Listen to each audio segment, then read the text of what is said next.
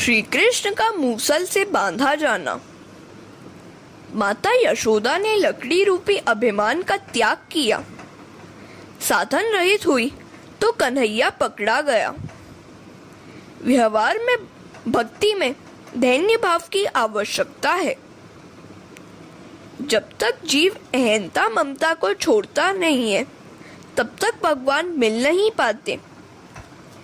जब तक मैं कायम है तब तक भगवत दर्शन हो नहीं पाता। जहां मैं है वहां हरि नहीं है। कन्हैया रोने लगा तो माता ने कहा, हाँ मुझे खबर है कि तू झूठ मूठ रो रहा है। बाल मंडली को दुख हुआ कि उसका अध्यक्ष पकड़ा गया। सभी बालक यशोदा के पास आए और कहने लगे, माताजी लाला को बांधना मत, उसने कुछ भी नहीं खाया, सारा माखन हम ही को खिला दिया है। उसका दिल तो बड़ा कोमल है। यशोदा ने सोचा, सभी के चहेते कन्हैया को बांधना ठीक तो नहीं है, फिर भी मैं करूं तो क्या करूं। लाला की चोरी की आदत छुड़ानी जो है, कुछ समय उसे बांध कर रखूं, फिर छोड़ दूंगी। यशोदा ने सभी बालकों को भी डांटा। बालकों ने सोचा कि यदि यशोदा लाला को पीटेगी तो वह उसे न बांधने और न मारने की विनती करने लगे। यशोदा कन्हैया को मूसल के साथ बांधने लगी। उधर सभी बालक दौड़ते हुए अपने अपने घर पहुंचे और अपनी अपनी माता से कहने लगे, माँ यशोदा कन्हैया को बांधकर मारने जा रही है। सभी गोपियां दौड़ती हुई यशोदा के घर आईं और कहने लगी, माताजी जब तुम्हारा पुत्र नहीं था तब पुत्र के लिए तरस रही थी और आज उसे बांधकर मारने चली हो। हम गरीब हैं, लाला हमारे यहाँ आकर रोज मटकी फोड़ता है, दही माखन लूटता है, फिर भी हमने कभी उसको बांधने की सोची तक नहीं है। हम तुम्हें 5 मटकी भरकर दही देंगी, तुम उसे छोड़ दो। उसने एक आध मटकी फोड़ भी दी तो क्या हुआ, उसे छोड़ दो। किंतु आज यशोदा आपे से बाहर हो गई थी। उसने गोपियों से कहा, लड़का मेरा है, मैं चाहे सो करूंगी। तुम कौन होती हो बीच में बोलने वाली। सुखदेव जी वर्णन करते हैं, राजन काल के भी काल श्री कृष्ण आज माता का क्रोध देखकर कांप रहे हैं। यशोदा जी बाल कृष्ण को मूसल से बांधने लगी। अब अचरज की बात यह हुई कि उन्होंने डोरियां आजमाई, किंतु सबकी सब 2 अंगुली भर छोटी निकली। एक दूसरे से जोड़ती गई तो भी 2 उंगली भर छोटी ही रहती थी। तदपि द्वयंगुलम न्यूनम यद यदा दत्त बंधनम। एक के साथ दूसरी, दूसरी के साथ तीसरी, इस प्रकार बहुत सी डोरियां जोड़ी गई, किंतु 2 अंगुल भर छोटी ही रहती थी। श्री कृष्ण के स्पर्श होने के कारण मानो डोरी का स्वभाव बदल जाता था। यज्ञ करने से, तीर्थ यात्रा करने से, ब्राह्मणों को भोजन कराने से स्वभाव सुधरता नहीं है, किंतु जो हृदय पूर्वक भगवान का ध्यान करता है, जो मन से परमात्मा में मिलता है, उसी का स्वभाव बदलता है। भगवत स्पर्श के बिना स्वभाव नहीं बदलता। ब्रह्म संबंध के बाद और कोई बंधन हो भी सकता है क्या। डोरी ने बांधने का स्वभाव छोड़ दिया। डोरियों को श्री कृष्ण पर दया आई। वैष्णव कहते हैं कि डोरी में ऐश्वर्य शक्ति ने प्रवेश किया था। जहाँ ईश्वर है वहाँ ऐश्वर्य भी है। ऐश्वर्य को दुख हो रहा है कि एक साधारण ग्वालिन प्रभु को बांध रही है। गोपियां यशोदा से कहने लगी, माँ चाहे कुछ भी कहे तू, किंतु उस लाला के भाग्य में बंधन लिखा ही नहीं है। वह तो हम सबको सांसारिक बंधनों से छुड़ाने के लिए ही आया है। हरे कृष्णा। ऐश्वर्य शक्ति परमात्मा को स्वामी मानती है। वात्सल्य भक्ति परमात्मा को बांधने चली है। ऐश्वर्य शक्ति अपने पति को बंधन में देख नहीं सकती। ऐश्वर्य और वात्सल्य शक्ति का यह मीठा झगड़ा है। प्रभु ने ऐश्वर्य शक्ति से कहा, मैं यहाँ गोकुल में ईश्वर नहीं, यशोदा का बालक मात्र हूँ। मैं द्वारिका में तेरा पति होकर आऊंगा, तू चली जा। माता को बांधने की इच्छा है तो बांधने दे। गोकुल में प्रेम का प्राधान्य है और द्वारिका में ऐश्वर्य का। व्रज में तेरी आवश्यकता नहीं है। गोकुल लीला में वात्सल्य भाव और पौगंडू लीला में संख्य भाव प्रधान है। गोपी लीला में माधुर्य भाव मुख्य है। तो ऐश्वर्य शक्ति ने डोरी से विदाई ली। घर में जितनी भी डोरियां थी सभी समाप्त हो गईं। फिर भी कन्हैया बंध नहीं पाया। यशोदा आश्चर्य में डूब गई और गोपियां हास्य में। गोपियां मानो कह रही थी, भगवान इस तरह से कभी बंधते भी हैं? भगवान सभी से कह रहे हैं, हमारे बीच मात्र 2 अंगुल भर का अंतर है। ये 2 उंगलियां हैं, अहम और ममता। जिसके मन में अहम और ममता शेष है वह मुझे कभी बांध नहीं सकता। परमात्मा को त्रिगुणात्मक माया रूपी डोरी बांध नहीं सकती। भगवान तो केवल प्रेम रूपी डोरी से बंधते हैं, और वह भी उनकी इच्छा होने पर ही। श्री कृष्ण ने देखा कि माता थककर पसीना पसीना हो रही है, तो दयावश उन्हें वो खुद बंधन में बंध गए। भगवान कहते हैं, जब मैं कृपा करता हूँ तभी बंधता हूँ। दुष्टया परिश्रमम श्री कृष्ण कृपयासीत स्वबंधने। भगवान लौकिक डोरी से नहीं, प्रेम की डोरी से बांधे जा सकते हैं। भक्तों के प्रेम के सिवाय और कुछ भी मुझे बांध नहीं सकता। जब तक ईश्वर कृपा नहीं करते तब तक उसे कोई भी जीव बांध नहीं पाता। कृष्ण स्वेच्छा से बंध गए।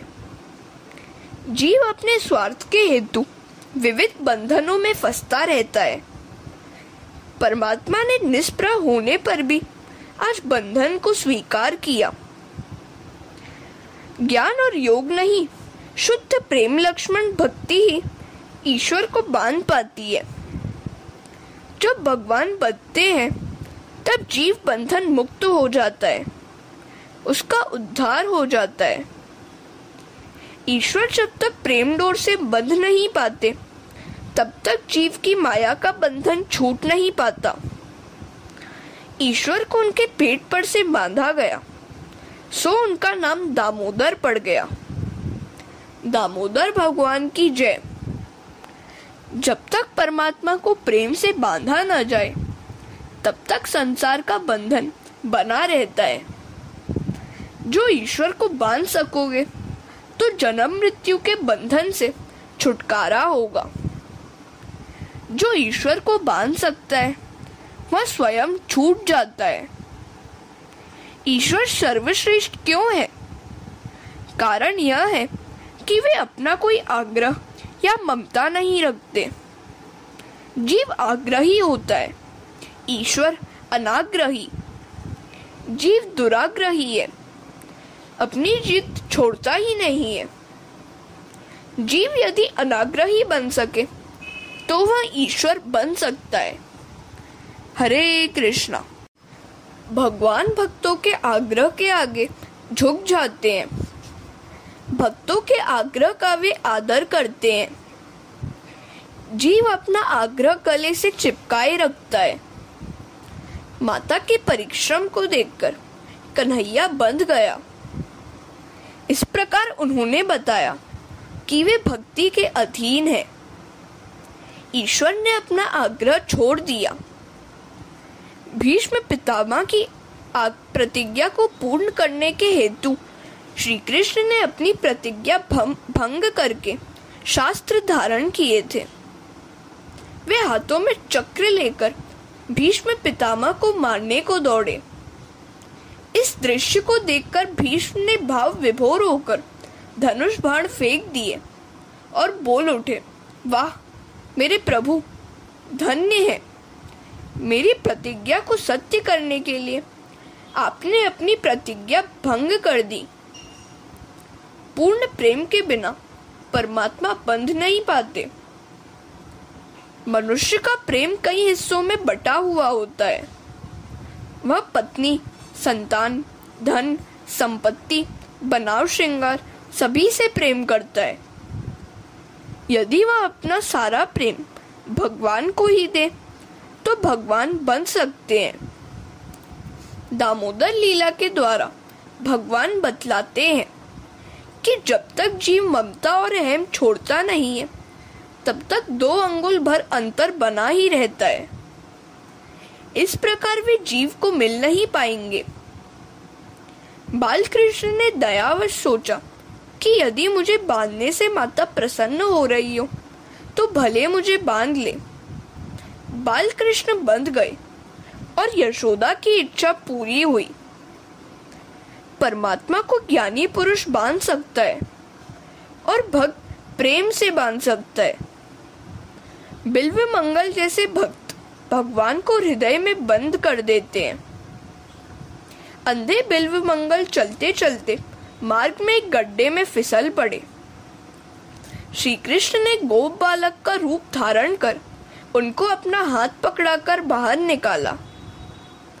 श्री कृष्ण के कोमल हस्त स्पर्श से बिल्व मंगल को लगा कि यह साक्षात भगवान है। उसने परिचय पूछा तो अपने को एक गोप बालक बताते हुए कृष्ण भागने लगे। बिल्व मंगल ने कहा, मेरा हाथ छोड़कर तो तुम जा रहे हो, किंतु मेरे हृदय से भी भाग निकलो तो जानूं। मैंने तुम्हें अपने हृदय में बंद कर लिया है। हाथ छुड़ाए जात हो निर्बल जानी के मोही, जब हृदय से जाहूगे सबल कहूंगो तो ही। दामोदर लीला के वर्णन में महाप्रभु जी पागल से हो गए हैं। वे कहते हैं कि यह ज्ञान और तप पर भक्ति की विजय की कथा है। श्री कृष्ण के मथुरा गमन के समय यशोदा जी ने उनसे विनती की कि उस डोरी से बांधने का प्रसंग भूल जाना, मन में न रखना। श्री कृष्ण ने कहा, मैं तो कब का भूल चुका हूं, किंतु तुम भी भूल जाना। मैं तो यही याद रखूंगा कि तुमने कभी मुझे प्यार की डोर से बांधा था। मैं द्वारिकाधीश बनूंगा, 56 कोटि यादवों का सम्राट बनूंगा, 16,000 रानियों का पति बनूंगा, फिर भी मैं तेरे प्यार के बंधन से बंधा रहूंगा।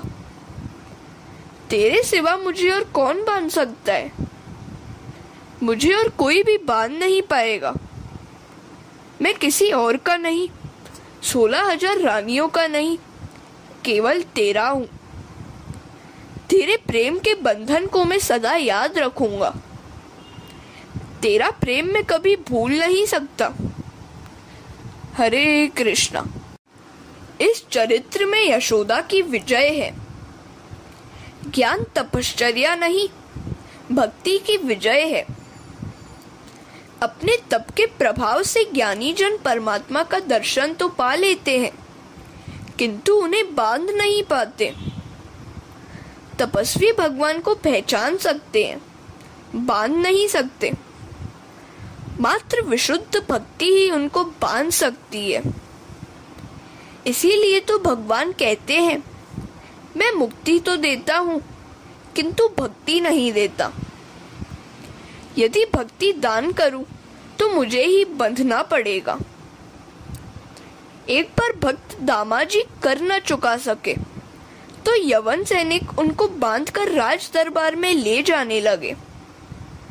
दामाजी ने सैनिकों से प्रार्थना की कि मार्ग में मुझे पंढरपुर के विट्ठलनाथ जी का दर्शन कर लेने दो। सैनिक उन्हें मंदिर में ले गए और भक्त की ऐसी दयनीय दशा को देखकर विट्ठलनाथ जी द्रवित हो गए। अरे, मेरा दामा बंधनों में जकड़ा हुआ है। तो विट्ठलनाथ जी एक हरिजन का रूप लेकर राज दरबार में पहुंचे। वहां उन्होंने अपना नाम विट्ठू चमार बतलाया और दामाजी का सभी बाकी कर देने की इच्छा व्यक्त की। इस प्रकार विट्ठलनाथ जी ने अपने भक्त दामाजी को बंधन से मुक्त किया। भगवान ने दामाजी को भक्ति दी थी तो उनको चमार का रूप लेना पड़ा। भक्ति भगवान को बांधती है। लाला को बांधकर यशोदा जी रसोई घर में तो गई, किंतु उनका मन तो लाला में ही लगा हुआ था। कन्हैया को बांधकर अच्छा तो नहीं किया है, किंतु मैं और करूं भी तो क्या करूं? उसकी चोरी की आदत भी तो छुड़ानी है। लाला बंधन में है, सो सभी बालक भी वहीं बैठे हुए हैं। लाला, हमारे कारण तुम्हें बंधना पड़ा। तुम्हें कहीं पीड़ा तो नहीं हो रही है? लाला ने सोचा कि यदि हाँ कहूंगा तो सभी को दुख होगा, सो उसने कहा, नहीं रे, मैं तो परिहास कर रहा हूं। जिस प्रकार वैष्णव प्रभु को दुख न होने देने के लिए सावधान रहते हैं, उसी प्रकार प्रभु भी वैष्णव को दुखी न होने देने के लिए सावधान रहते हैं। श्री कृष्ण ने सोचा कि आज बैलगाड़ी की लीला करनी है। मैं बैल बनूं और मूसल गाड़ी। इस मूसल को मैं बैलगाड़ी की भांति खींचूंगा। और लाला वैसा ही करने लगा। भगवान दामोदर चाहते हैं कि उनको चाहे बंधन में बंधना पड़े, अन्य कई जीवों को बंधन मुक्त कर ही देंगे। यशोदा जी पुष्टि भक्ति का स्वरूप है। पुष्टि भक्ति भगवान को अवश्य बांधती है और जब वे बन जाते हैं तब जीव मुक्त हो जाता है। जब तक उनको प्रेम डोर से बांधा नहीं जाए, माया का बंधन टूटेगा ही नहीं। ईश्वर को प्रेम से बांधने की कोशिश करते रहो। हरे कृष्णा। यमलार्जुन उद्धार। 9वें अध्याय में बंधन लीला है। 10वें अध्याय में मोक्ष लीला अर्थात यमलार्जुन मोक्ष कथा है। लाला मूसल को खींचता हुआ उन 2 यमलार्जुन वृक्षों के बीच से आगे बढ़ा। मूसल तो वृक्ष के बीच में टेढ़ा हो गया। लाला ने डोर को इतने जोर से खींचा कि मूसल ने उन दोनों वृक्षों को उखाड़कर गिरा दिया। यमलार्जुन वृक्ष गिरते ही 2 तेजस्वी पुरुष प्रकट हुए। ये पुरुष अपने पूर्व जन्मों में राजा कुबेर के पुत्र थे, नल कुबेर और मणिग्रीव। इन 2 लक्ष्मी नंदन यक्षों को नारद जी के शाप के कारण वृक्षों का अवतार लेना पड़ा था। परीक्षित ने सुखदेव जी से पूछा, नारद जी ने उनको श्राप क्यों दिया था? सुखदेव जी वर्णन करने लगे। राजन, सुनिए। नारद जी ने क्रोधवश नहीं, कृपा पूर्वक उन्हें श्राप दिया था। नलकुबेर और मणिग्रीव कुबेर के पुत्र थे। पिता की अपार संपत्ति उन्हें मिल गई थी। संपत्ति का अतिरेक अच्छा नहीं है। संपत्ति का अतिरेक जुआ, व्यभिचार, मांस मदिरा आदि दुर्गुणों का जन्मदाता है। संपत्ति की अतिशयता और सन्मति प्रायः साथ साथ रह नहीं सकती।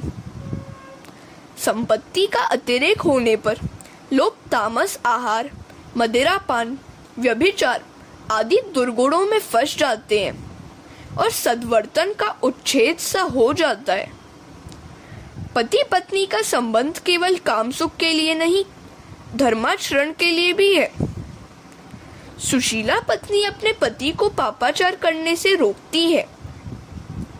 ये दोनों कुबेर पुत्र धन के मन में सुध बुध खो बैठे थे। मदिरा पान करके गंगा किनारे आए और गंगा के पवित्र जल में युवती स्त्रियों के साथ नग्नावस्था में जल क्रीड़ा करने लगे। विलासी तो तीर्थ की मर्यादा का भी पालन नहीं करता है। महाप्रभु जी ने बड़े दुख से कहा है, जब से विलासी लोग तीर्थ में बसने लगे हैं, तब से देवगण तीर्थ में से विदा हो गए हैं।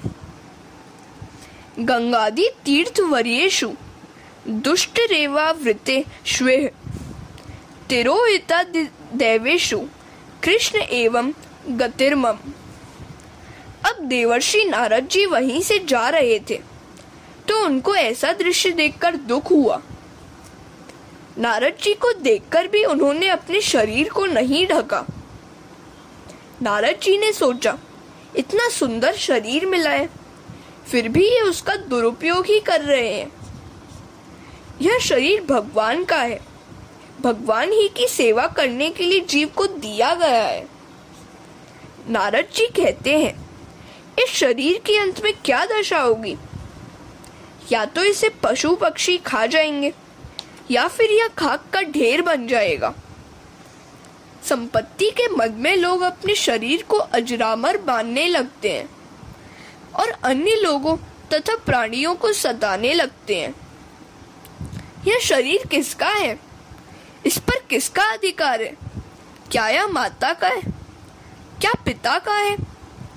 क्या यह शरीर अपना है? पिता कहता है, मेरे वीर्य से उत्पन्न होने के कारण यह शरीर मेरा है। माता कहती है, मेरे गर्भ से जन्मा था, अतः मेरा है। तो पत्नी कहती है, इस शरीर को अपना बनाने के लिए तो अपने माता पिता को छोड़कर मैं यहाँ आई हूँ। इसके साथ मेरा विवाह हुआ है, वह मेरा अर्धांग बना है, अतः यह शरीर मेरा ही है। तो अग्नि कहता है, यदि इस शरीर पर माता पिता पत्नी का अधिकार है तो प्राण निर्गमन के पश्चात वे इसे अपने ही पास रखने के बदले बाहर क्यों निकाल देते हैं? इस शरीर पर मेरा ही अधिकार होने के कारण तो इसे शमशान में लाकर मुझे सौंप दिया जाता है। तो श्रृगाल और कुत्ते कहते हैं, अग्नि संस्कार न किए जाने पर यह शरीर हमें खाने को मिल जाता है, अतः उस पर हमारा भी तो अधिकार है। इस प्रकार शरीर पर हर कोई अपना अधिकार जमाता है। कुछ समझ में नहीं आता कि इस पर वस्तुतः किसका अधिकार है।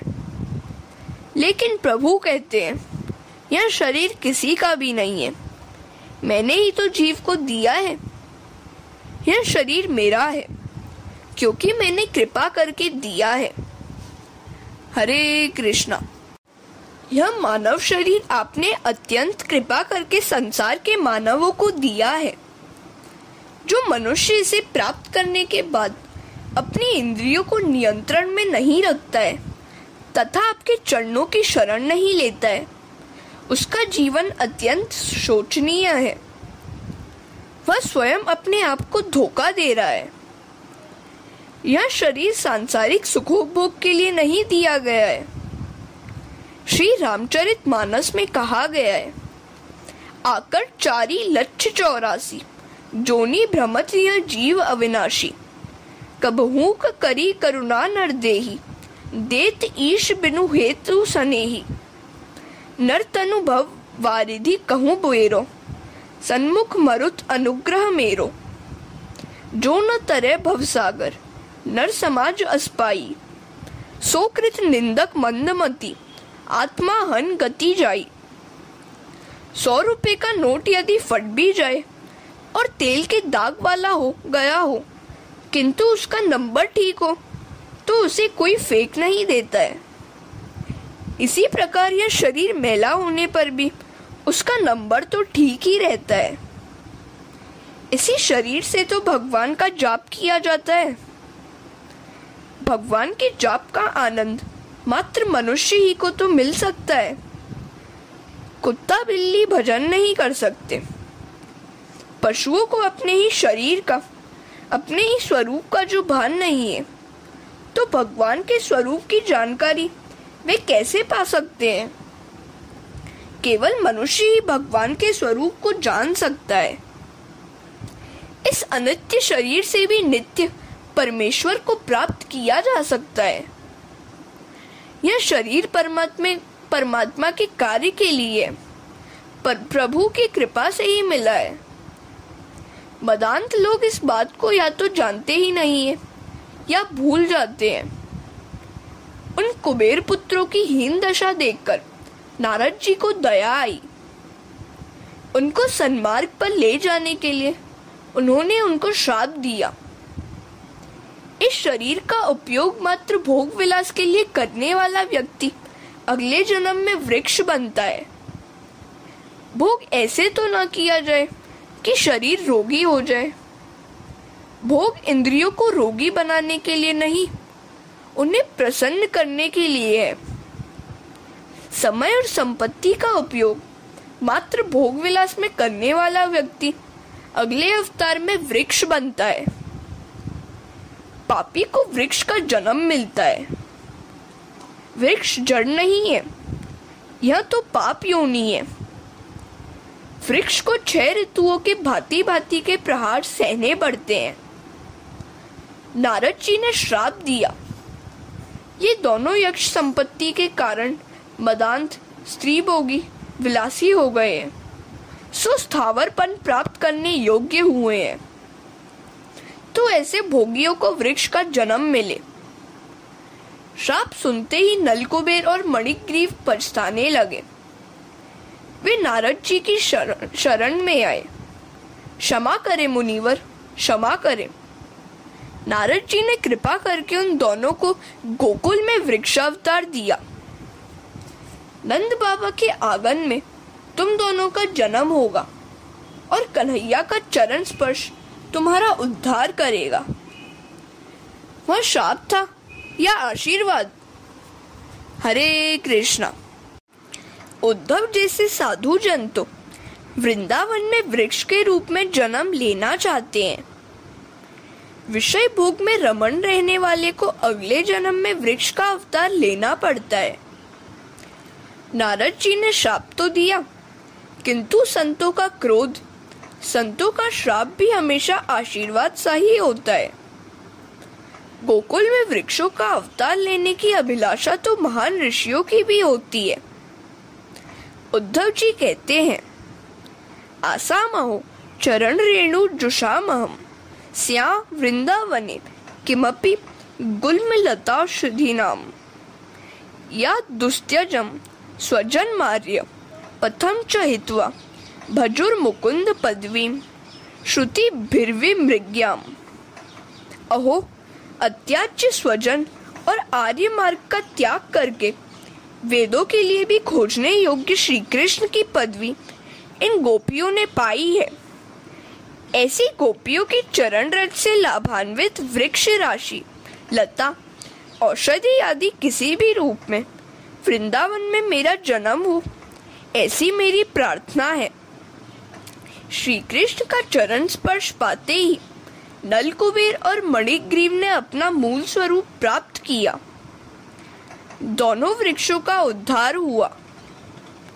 अब नलकुबेर और मणिग्रीव प्रभु की स्तुति करने लगे।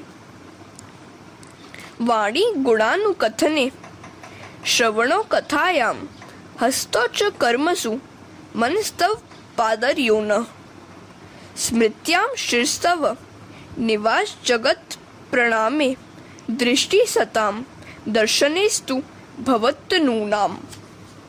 हे प्रभु, आपसे हम कुछ और तो मांगते नहीं है। अपनी वाणी आपके गुण गान में रत रहे, अपने कान आपकी कथा में श्रवण करते हुए लीन रहे, अपने हाथ आपकी सेवा कर्म में, अपना मन आपके चरण स्मरण में, अपना मस्तक आपके निवास रूप जगत को प्रणाम करने में और अपनी दृष्टि आपकी मूर्ति रूप संत पुरुषों के दर्शन करने में तत्पर रहे। हे नाथ, बस यही कृपा आप हम पर करें। यह प्रार्थना हम सबको भी करनी चाहिए। हमारी वाणी श्री कृष्ण का कीर्तन करती रहे, आंखें श्री कृष्ण का दर्शन करती रहे और मन श्री कृष्ण का ध्यान करता रहे। हमें अपने प्रत्येक इंद्रिय को भक्ति रस का दान करना चाहिए। नलकुबेर और मणिग्रीव ने अपनी हर एक इंद्रिय के लिए भक्ति रस की मांग की और स्तुति करते हुए गोलोक वासी हो गए। गोलोक धाम में श्री कृष्ण लीला नित्य होती रहती है। वे दोनों स्निग्ध और मधुकंठ बने। वे दोनों वहां रोज कीर्तन करते रहते हैं। स्निग्ध और मधुकंठ ने कहा, अक्रूर श्री कृष्ण को मथुरा ले जा रहे हैं। यह सुनकर यशोदा व्यग्र हो गई। तो स्निग्ध मधुकंठ ने कहा, यह तो पृथ्वी पर रची गई लीला है। लाला तो तुम्हारी गोद में ही है। योग माया ने दोनों वृक्षों को गिरने नहीं दिया था। नलकुबेर और मणिग्रीव के गोलोक धाम पहुंचते ही दोनों वृक्ष धमाके के साथ जा गिरे। धमाका सुनकर गोपियां दौड़ती हुई आई। भगवान की दया से कन्हैया बच गया, ऐसा जानकर उन्हें आनंद का अनुभव हुआ। नंद बाबा भी दौड़ते हुए आ पहुंचे। उन्होंने देखा तो कन्हैया मूसल के साथ बंधा हुआ था। किसने बांधा है? कोई उसे छोड़ता क्यों नहीं है? नंद बाबा ने लाला को बंधन मुक्त किया। हरे कृष्णा। नंद बाबा ने कन्हैया को बंधन मुक्त किया और फिर नंद बाबा उससे कहने लगे, बेटे, तुझे तेरी माँ ने बांधा था ना? देख तो, मैंने तुझे छोड़ दिया। तू किसका बेटा है? लाला ने कहा, आज तक मैं अपनी माता का बेटा था, अब मैं आज से तुम्हारा बेटा हूँ। नंद बाबा की इच्छा थी कि कन्हैया एक बार कह दे कि वह उनका बेटा है। आज उनकी इच्छा पूरी हुई। नंद बाबा यशोदा को डांटने लगे, लाला को तूने बांधा ही क्यों? तुझे दया भी ना आई। यशोदा ने सोचा कि आज सभी उस पर गुस्सा करते रहेंगे। मेरी वैसे तो कोई इच्छा नहीं थी, किंतु इसे चोरी करने की आदत हो गई है। ऐसी बुरी आदत से छुड़ाने के लिए ही मैंने उसे बांधा था। मैंने उसे स्नेहवश ही तो बांधा था। यशोदा बेटे को अपने पास बुलाने लगी तो उसने आने से इनकार कर दिया। मैं तेरा नहीं, नंद बाबा का बेटा हूँ। यशोदा विचार करने लगी। गोपी और बालकों ने रो रो कर मना किया था, फिर भी मैंने निष्ठुर होकर पुत्र को बांध दिया। कन्हैया रूठ गया है। वह रोने लगी कि बेटा कब मेरी गोद में आएगा। लाला ने देखा कि माता रो रही है। वैष्णव का रोना भगवान से देखा नहीं जा सकता।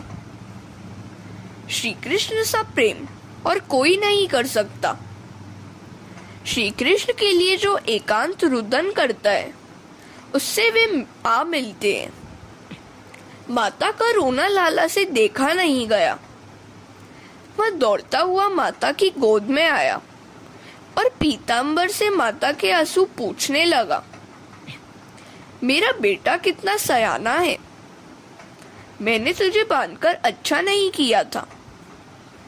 तू अपने मन में यह बात न रखना। बेटे, इस प्रसंग को तू मन से भुला देना। कन्हैया ने कहा, माता, मैं सब कुछ भूल जाऊंगा, किंतु तेरा प्यार नहीं भूल पाऊंगा। मैं कुछ ही समय में द्वारिका नगरी का राजा बनूंगा। वहां भी मैं तेरा यह प्यार का बंधन याद रखूंगा। रुक्मिणी आदि किसी के भी बंधन में मैं नहीं रहूंगा, किंतु तेरे प्यार के बंधन को भुला नहीं सकूंगा। यह तो गोकुल की एक मुख्य लीला है। ज्ञानी ईश्वर का साक्षात्कार तो कर सकता है, किंतु उसको बंधन की शक्ति उसमें नहीं है। भगवान को तो केवल भक्ति ही बंधन में ला सकती है। ज्ञानी ब्रह्म का चिंतन करता हुआ ब्रह्ममय तो हो पाता है, किंतु भगवान को वश में तो भक्ति ही कर पाती है। तप और ज्ञान की अपेक्षा भक्ति ही श्रेष्ठ है। परमात्मा जीव मात्र को अपने प्रेम से सराबोर करते हैं, किंतु जीव ऐसा दुष्ट है कि प्रभु के साथ प्रेम ही नहीं करता है। प्रभु के प्रति प्रेम को जगाने के लिए प्रभु के उपकारों का बार बार स्मरण करो। मैं परमात्मा का ऋणी हूँ, उन्हीं की कृपा से ही यह थोड़ा बहुत सुख पा सका हूँ। ऐसा विचार बार बार करोगे तो प्रभु से प्रेम हो सकेगा। प्राप्त स्थिति में संतोष मानोगे तो प्रभु प्रेम का उदय होगा। परमात्मा से कुछ न मांगो, परमात्मा भी किसी से प्रेम के सिवाय और कुछ भी नहीं मांगते हैं। जीव मुझे बस प्रेम तो दे। हरे कृष्णा। प्रभु से कुछ भी न मांगो, उनके उपकारों को हमेशा याद रखो। मनुष्य का प्रेम धन संपत्ति, घर गृहस्थी, कुटुंब आदि में विभक्त होता है, अतः परमात्मा प्रसन्न नहीं होते।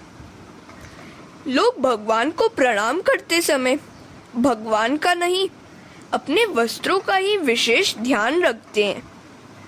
अरे, वस्त्र बिगड़ जाएंगे तो बाजार से दूसरे पाए जा सकेंगे, किंतु हृदय तो बाजार में मिलता ही नहीं है। ज्ञानी भक्त प्रेम डोर से प्रभु को बांधते हैं। भगवान केवल प्रेम के ही वश हो पाते हैं, अन्य किसी के भी वश के नहीं है।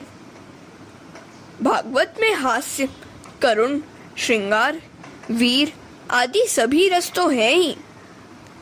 इतना ही नहीं, 10वां रस भी लबालब भरा हुआ है, भक्ति रस। भक्ति रस से अन्य सभी रसों में उत्तम है। रामचरित में रामचंद्र जी कहते हैं, मात्र भक्ति ही मुझे आर्द्र कर पाती है। भक्ति को अन्य किसी भी आलंबन की आवश्यकता नहीं है, वह तो स्वतंत्र ही है। ज्ञान विज्ञान आदि सभी कुछ इस भक्ति के ही अधीन है।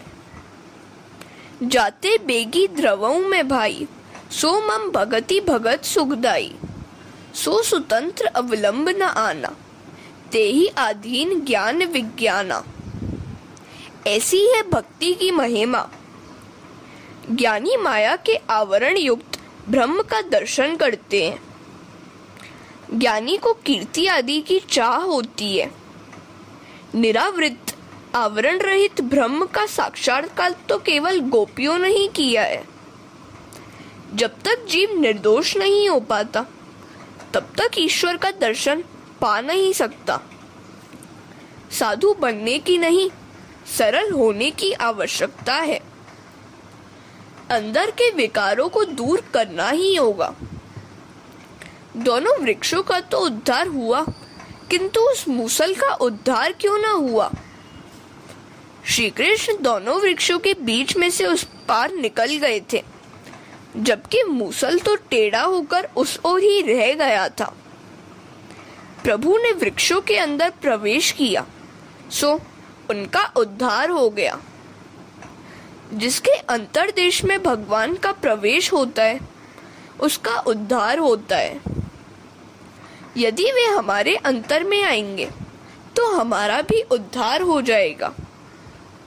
दामोदर लीला द्वारा भगवान जगत से कहते हैं कि जब जीव मुझे बांधता है, तब मैं उसको बंधन से छुड़ाता हूँ।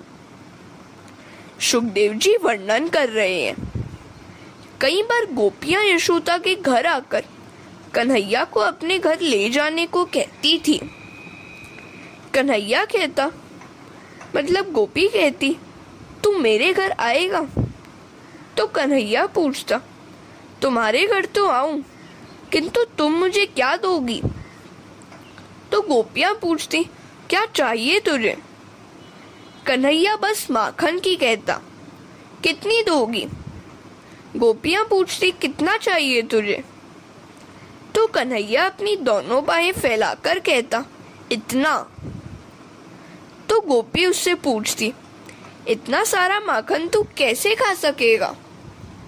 हरे कृष्णा। कन्हैया कहता, मैं तो कुछ भी नहीं खाऊंगा, मुझे तो अपने मित्रों में माखन बांटना है, अपने मित्रों को खिलाना है। ईश्वर औरों को देकर प्रसन्न होते हैं। खाने वाले की अपेक्षा औरों को प्रेम से खिलाने वाले को अधिक आनंद मिलता है। मन माखन सा कोमल हो पाए और जीवन मिश्री सा मधुर, तो कन्हैया अवश्य आएगा। गोपी ने सोचा, इसे माखन दूंगी तो वह उसे लेकर तुरंत चला जाएगा, उसे कुछ देर रोकना चाहिए। उसने कहा, लाला, माखन मुफ्त में नहीं मिलेगा, तुझे मेरे घर का कुछ न कुछ काम भी करना होगा। कन्हैया ने पूछा, कौन सा काम करना होगा मुझे? तो गोपी ने कहा, जा वह पाट ले आ। वैसे वह था तो बड़ा वजनदार, किंतु कन्हैया ने सोचा कि उसे उठा लाऊंगा तो सभी बालकों को माखन खिला पाऊंगा। वह पाट वजनदार था, सो हाथ से छूट गया और कन्हैया का पीतांबर भी खिसक गया। ब्रह्म ज्ञान प्राप्त होने के बाद भी अविद्या का अंश बाकी रह जाता है, क्योंकि प्रारब्ध कर्म तो भुगतना ही पड़ता है। अज्ञान का पूर्ण नाश हो जाए तो प्रारब्ध कौन भोगेगा? ब्रह्म ज्ञान से प्रारब्ध कर्म का नाश नहीं हो पाता। ब्रह्म ज्ञान से क्रियमाण और संचित कर्मों का नाश होता है। जब तक इस देह का प्रारब्ध है, तब तक अविद्या शेष रहती है। प्रारब्ध कर्म के भुगतान के बाद उसका नाश होता है। ज्ञानी को ब्रह्म साक्षात्कार होने पर अविद्या का अंश बाकी रह जाता है और कुछ आवरण के साथ साक्षात्कार होता है। किंतु इन व्रज भक्तों को तो अनावृत श्री कृष्ण के दर्शन होते हैं। वैसे तो दुर्योधन को भी श्री कृष्ण भगवान के दर्शन हुए थे, किंतु बीच में माया का आवरण था, सो उद्धार नहीं हो पाया। कन्हैया पाट लाया और उसने माखन मांगा, तो गोपी ने कहा, लाला, तू नाच तो सही जरा।